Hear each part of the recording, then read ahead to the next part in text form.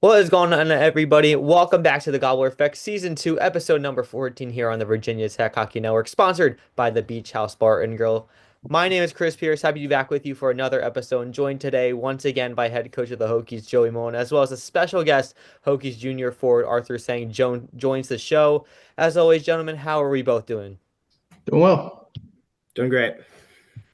Well, we had obviously a big weekend last week on Saturday with the Hokies 6-0 shutout win over UNC outdoors in Charlotte. Guys, I'm just going to start off with a simple question. What was your overall take of that weekend? I thought it was really fun. I think it was a good experience for the guys and our fans. The broadcast was done really well. So I think that's going to help shine a spotlight on us recruiting wise going forward. So, I mean, I've already seen like six or seven guys reach out to me in the last week. So that's been pretty cool. Yeah, I mean, it's every kid's dream to go play outdoors. I mean, everyone grows up playing on like ponds and stuff, and like you can only dream of playing on like an actual stadium in front of, your family and your fans, and especially being on ESPN. That was a really cool touch. Hey, you guys came down on Friday, had a little day to relax to yourselves. Arthur, I know we went to the football game, just, relax and chill. But on Saturday, it's game day. What were the vibes like heading into Truist Field for the team? We came ready to go. I know me and a lot of the other guys. The preparation started before we even went to Charlotte. I mean, we were hydrating, we were stretching out, getting ready, and we woke up. We knew it was game day. We were all just. It was just not a lot of joking around. We were pretty focused going into it. We made sure that we were eating well, of course, hydrating, and then just getting ready for that 7 p.m. start time. And obviously, this is a big game, one of the biggest, obviously, in your guys' career, first ever outdoor game. How does this, the preparation process, how does it compare to some of the other games, big games that you've either played or you've coached in? I mean, I don't think we approached it any different than any other game. I thought we had a good week of practice. We knew it was going to be a big game, so we brought the guys back a little early. Wanted to make sure they were in shape, not rusty. And it kind of the gameplay kind of played out like I thought it would. Like after the first 4 or 5 minutes, like you're even though you're outside, it plays just like a normal game anywhere else. Like the hockey's the same, just a different environment. Thought we did a good job of not letting the environment and emotions get the better of us. Like it was a pretty controlled game. I think there was only six penalties in the game total. So it never really got out of hand. We got an early lead and a good start, and we just kept rolling from there. Yeah, and obviously the game being on ESPN Plus, a sellout crowd, playing at a ball field. Does a game with this big of a stage set a standard for you guys on, what you needed to do to win in that game? I mean, I feel like these guys have set their own standard this year. They set out with goals at the beginning of the year that they wanted to accomplish, and this was just game one of like 26, 27 game one of that many that was just the next game up. It was cool that we got to experience that environment and playing in front of that many people, and it was different. You couldn't really hear the crowd as much as I thought you would, and so that was kind of almost a quiet game. Yeah. Well, let's do talk about the game. Let's talk about the fast start you guys had, scoring 4 goals in like the first 11 minutes of the game. What propelled you guys to start hot offensively during those first 11 minutes? I I mean, I don't mean, know if anything special that we did. We just ran our systems, and they kind of worked pretty well with the group that we have here. We don't do anything that's over complicated. It's just more of a grinded out style with a bunch of skill guys. And like when skill guys work hard, good things happen. I know a lot of kids on the team, they like to come out flying, have a good first impression, first shift. Personally, I like to either like give a hit or take a hit in my first shift, kind of get the nerves going. I know some other kids, they like to get a nice, good, clean shot on net, kind of like Gordo did, and his snuck through the goalie. So that was a good way to start it. Yeah, it was an interesting matchup to see, at least from the broadcast standpoint, with, your top line of Kazai, Doozy, and Garlock against UNC's top line of O'Shaughnessy, Colbert, and Smith. Obviously, you guys had the advantage during the game, but how are you able to on the defensive end slowed down UNC's offensive attack of those three players? I thought the biggest takeaway I got from that game was we did a really nice job of taking the middle of the ice away. So we kind of really limited any kind of stretch pass opportunities, didn't have many odd man rushes against us. Forwards really back checked hard, took away options, and our D played really well. And Ian was pretty special that night. I mean, he made some big saves when the game was pretty close to give us an opportunity to stretch the lead. And it's hard. Any coach will tell you once you get down 3 or 4 goals early in a game, it's hard to come back from there. And we talk about, I know we talked about it in the broadcast. We kind of talked about it before we hopped on the show today. We talked about the difference in preparation between you guys and UNC. You guys had a full week of practice ahead of the Charlotte game. They did not. They had a whole month of not being on the ice. Do you think there was a lot like on the ice? Did you see a big difference between how you guys played and how UNC's guys played in regards to that?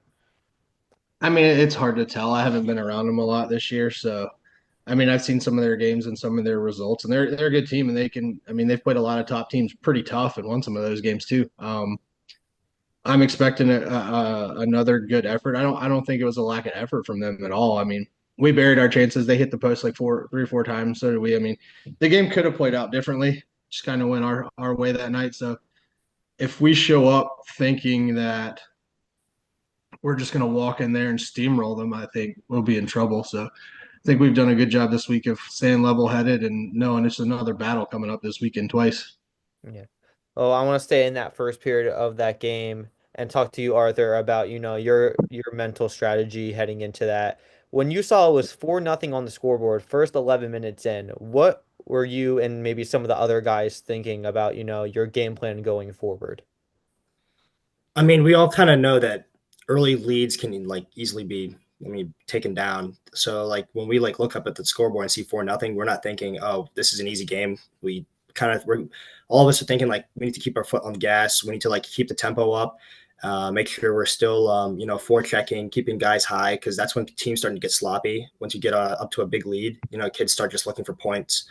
But we all knew to stay calm and to protect the house. Yeah, you had a 4-goal outburst in the first, but then you guys kind of settled in the second and third periods. You scored one each individually in those periods. You played more methodical, especially in that second period. What was your guys' approach? What was it in that locker room to, keep the pressure on the UNC's offense and defense as well? I mean, every game we come out and think we have a goal to win every single period. So like going into every period of the game that we strive to like win that period. We don't want to lose like a period and we don't obviously don't want to get scored on. And obviously Key, I mean, he stood on his head the entire game, and we kind of want to protect that going into the third because we kind of knew it was at stake. Yeah, you guys, after this game, now have a plus 93 goal differential on the season. Arthur, you've always been here for 3 years. Coaches is your, 13th season at the helm, right? I'm pretty sure 13th season. 13 or 14. I think it's 13 14. and 14, one of those two. I mean, why has this offense especially been able to take such a great leap forward compared to, last year where you guys had such inconsistencies, scoring and then, on the defensive end trying to, stay consistent and not allow the other team to come back into the games? I mean, I think the biggest thing is we've really tightened up in the D zone. We've had a real good freshman D class come in that's helped with these upperclassmen, take a little bit of pressure off of them. Talking to some of them this week in practice about how different their role has evolved over the last 3 years. Makes it easier when we can get the puck out of our end quick and clean. Then we're not spending a lot of time in there, so we're not spending max effort in the D zone, and we got a lot more legs going forward. I think that's opened up us offensively this year. Yeah, and I do want to point out the one guy, probably the first star of the game, Ian Key on Saturday night, 6-0 shutout win. I mean, how would you describe his performance? But he was really good. I mean, he was calm, didn't let the moment overtake him. There was a couple times where there was a little bit of a scramble, but he wasn't out of control. Kind of let the game come to him. Didn't try to force anything big. Played the pucks he could, let the pucks go he should have. I mean, outdoor ice, it's temporary, can have some weird bumps and bounces. So I thought he did a good job staying in control back there and making it easy on us. Yeah, I mean, side question, sidebar for Arthur, because you played on the ice. I know ice conditions were a little poor when they first played back in November. How were the ice conditions on Saturday, and were they as good as you thought, bad as you thought? I went in not really knowing what to expect, but it was pretty bad. A first period was like not the worst, but by the third period, there's some big craters everywhere, and like a couple of patches over the ice where you kind of knew that you should like be more careful. But at the same time, like both teams are playing on the same ice, so like as much as you can say the ice wasn't good, like both teams are playing on it, so you um, can't really complain too much. Yeah. Yeah, I want to just go back to Ian real quick. That's the third shutout of the season for the Hokies this season. You know how you had Tucker earlier, then you had Key, his second shutout of the season. The last time this team had three or more shutouts in a year, you have to go back all the way to the 2017-2018 season where you guys had four. What you guys have three so far, and you have plenty of chance to get a fourth or fifth shutout, obviously. But what does this say about not only Ian's game and how he's improved so well as a goalie, but in general that goalie room and how they've prepared for each and every game? I mean, it's fun watching them in practice. Like they hate giving up a goal in practice. Like they get fired up if somebody scores on them. So they're working hard in practice to get better every day. I think Ian, Shane, Tucker, Sully, they've all pushed each other really hard this year to get better, and it's only made them come into a game more focused, higher compete levels. Like we have four guys we could run out there whenever we want to and be pretty confident in. So they know playing time isn't guaranteed. Like they're working just like every other guy on the roster every week to make sure they're getting in the lineup. Yeah, I mean, maybe before we leave Charlotte, I just want to give a quick reflection from you guys on that weekend as a whole. You guys had a sellout crowd of 3,200 plus some standing room tickets being sold.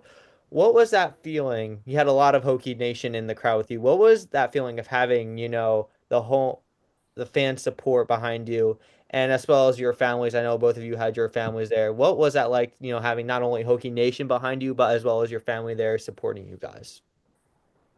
I mean, it was fun. It was a cool experience for me to have my kids there. Like, coolest thing pregame, you hear the "Let's Go Hokies" chant from the crowd. That's pretty cool. We don't get a lot of that at our games, so it just kind of shows how far we've come as a program in the last few years. Yeah, I mean, it was amazing. My family flew in from, I mean, all parts of the world to watch me play, which is absolutely unreal. Um, and like walking out from the tunnel to the rink was probably like one of my favorite like memories I'll probably take from that. It's just like hearing the crowd going crazy. But as coach said earlier, like once we stepped on the ice, like everything seemed to like kind of go away. Like it got quieter, and it was just me and my 40 teammates, my family, just out there and just playing a simple game. Yeah.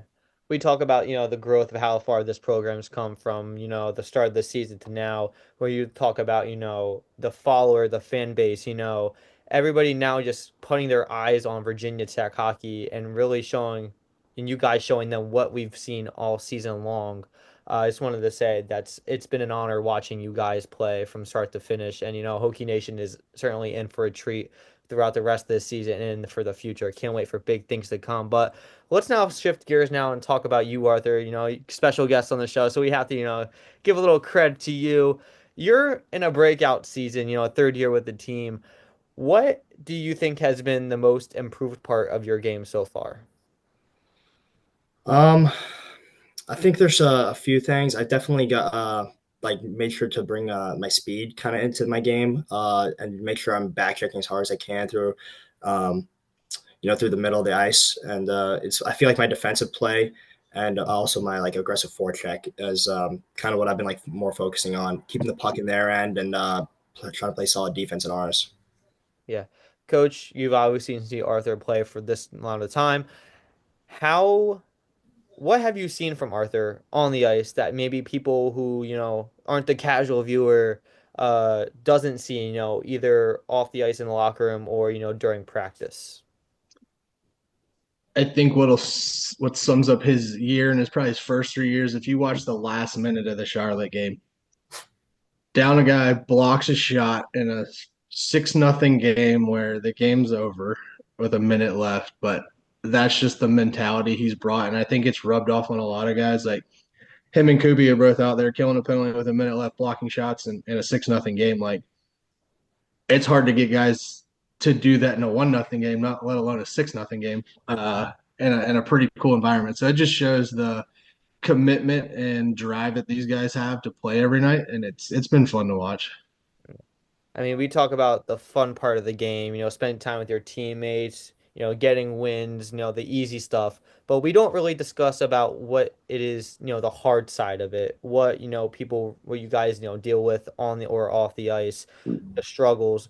What has been some of, the challenges or struggles that you faced being a part of this hockey team?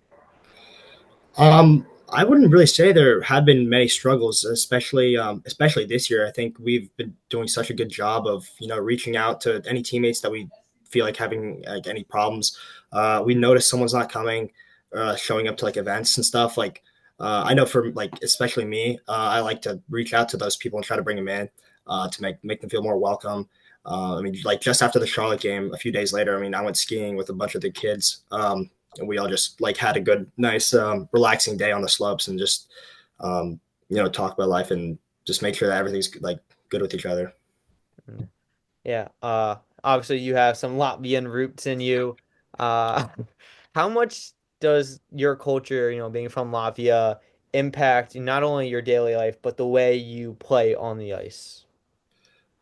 I mean, Latvians love hockey. It's the most popular sport over there. Every single kid has skates. Every single kid has sticks, and everyone's playing hockey. So, I mean, the Latvian culture has definitely made me a lot more connected to hockey. And as far as like my gameplay style, I mean, I've been watching a lot of Latvian teams throughout the years, and there's been a lot of people on the USSR teams. So I like grew up watching like black and white film of these like Latvians skating up and ice and up and down the ice, and I guess they were all really fast, and I just wanted to be just as fast as all of them. Well, now let's shift gears to this weekend. You have a doubleheader against UNC, the second and third game of this three-game set against the Tar Heels. You guys start six league games in a row starting Friday night. Obviously, big points at stake in each game you're playing against UNC, UNCW, NC State, three in a row. What is your message, coach, to the team with this tough schedule coming up for the Hokies? I mean, we're just going to keep it consistent. Just go one game at a time, one period at a time. If we can win 6 periods this weekend, we're going to win 2 games and put ourselves in a good spot going into the playoffs. And then we'll worry about Wilmington next week. This week was all UNC. We know pretty much what they want to run, how they like to run things. So we come out and play our game. I think we'll be in pretty good shape. Yeah, obviously UNC is going to become a lot more prepared on Friday compared to Saturday. They're obviously going to get a little more skate time in. What do you expect other than, some sort of revenge type plan or, a week full of practices? What do you expect from this UNC squad on Friday? Uh, I mean, they're a pretty skilled team. Like guys like O'Shaughnessy, Gringra, Hilton. They got some guys that can put the puck in the net. If we make them, I guess the biggest takeaway, if we make them play defense a lot, like we can kind of wear them down. Their skill guys like to get out and like to run. So the more we can keep them pinned in their end, the better we'll be. Yeah, I want to quick talk about special teams. You guys were 3 for 3 on the PK on Saturday, and I believe 1 for 2 on the power play on Saturday. How effective do you think your special teams needs to be this weekend in order to uh, take over the Tar Heels? I mean, we're gonna have to be good. Like if they take penalties, we're gonna have to make them pay for it. If we take a penalty, we're gonna have to come up big like we did Saturday. Even if they go 50% on their 33%, 1 for 3, an early power play goal for them could have changed a lot of momentum and a lot of things could have gone differently. So taking penalties is never advised. We want to stay out of the box, but we've done a good job this year. I think we're around like 90% on the kill. So we haven't been bitten by it much. So hopefully we can keep that train rolling. Yeah. Yeah, you guys are 18-101 on the season, number 4 in the Southeast region, number 6 in the country. You guys are currently on a 5-game winning streak. You had 13-game winning streak earlier in the season. All of this winning, does it ever get old? I mean, nah, winning's fun. Like anybody that tells you any different's lying to you. Like no one wants to lose. Like I hate losing more than I like winning. And how do you guys, remain humble and, continue to succeed, knowing that you're basically making history every single night? I think it comes back to the captains and the leaders on this team and the goals that they set. Like they're not a cocky group by any means. Like it's we come out, we do our job, on to the next one. Like that's their main focus. They have big goals in mind, and I think the winning streak earlier in the year kind of set that into motion. Like, hey, this is every team has the goal of winning this and winning that every year, but this kind of put it into like, hey, this could be attainable this year. So if we play the right way, do the right things, we could actually really put ourselves in a position to win a couple big things this year. Yeah, like Coach said, I mean, we after a weekend, we kind of just start preparing for the next few games. I mean, obviously, we love winning, and we like to do it a lot. But after the win, we celebrate, and then after that, we just kind of start looking towards the next games and just making sure that we're ready and prepared to go do it again the next weekend. Yeah. Obviously, this is your best season in program history, and you still have 7 games left on the table in the regular season and including the playoffs. But we have to all admit, this came out of nowhere. Many of us on the outside didn't really see this happening on the inside. Why, to both of you, why believe in the Virginia Tech Hokies now and not the narrative opposed to, being fraudulent, as, my generation says nowadays? I mean, I think internally we could kind of see it start to shift a couple years ago. Um, Last year we were really close. A couple of games slipped away. I think the power play kind of bit us a little bit last year. Brought in some key guys that could really move the puck and put the puck in the net. And I think that's helped power play wise. Some of the younger skill guys have kind of put other guys in the right spots and put them in good matchups, and they've been able to be more successful. So I think that's a big part of it. Yeah, and I mean, off the ice, like we haven't had a team that's been closer than this year. So that also like has to help with all the chemistry and everything. Um, you know, people, it's a lot easier to play with someone when you when you're hanging out with them 5 days a week, 6 days a week. You kind of get to know them a lot better, and you know, at some point you stop calling for the puck and you just kind of know the puck's coming to you. Well, final question for the both of you regarding this weekend's games. What is it going to take for this upcoming weekend to be successful for you guys? Two complete 60-minute games. I mean, we know our system, we know what we're trying to do out there. We just have to go out there and execute. I mean, the only thing that can stop us is us. So, yeah. Yeah, well, we'll see what happens on Friday night in North Carolina and Saturday night in Vinton. That'll do it for episode number 14 of the Gobbler Effect, sponsored by the Beach House Bar and Grill here on the Virginia Tech Hockey Network. Don't forget to hit the like button and subscribe on the channel, as well as click the notification bell for live stream and content updates this season. Arthur, Coach Mullen, thank you once again for joining us. The Hokies head back home to the lot for the first time in 2025 as they welcome the North Carolina Tar Heels in Vinton. Puck drop is set for 6:30 p.m., and you can catch the game live right here on the Virginia Tech Hockey Network starting at 6 o'clock. Until next time, go Hokies.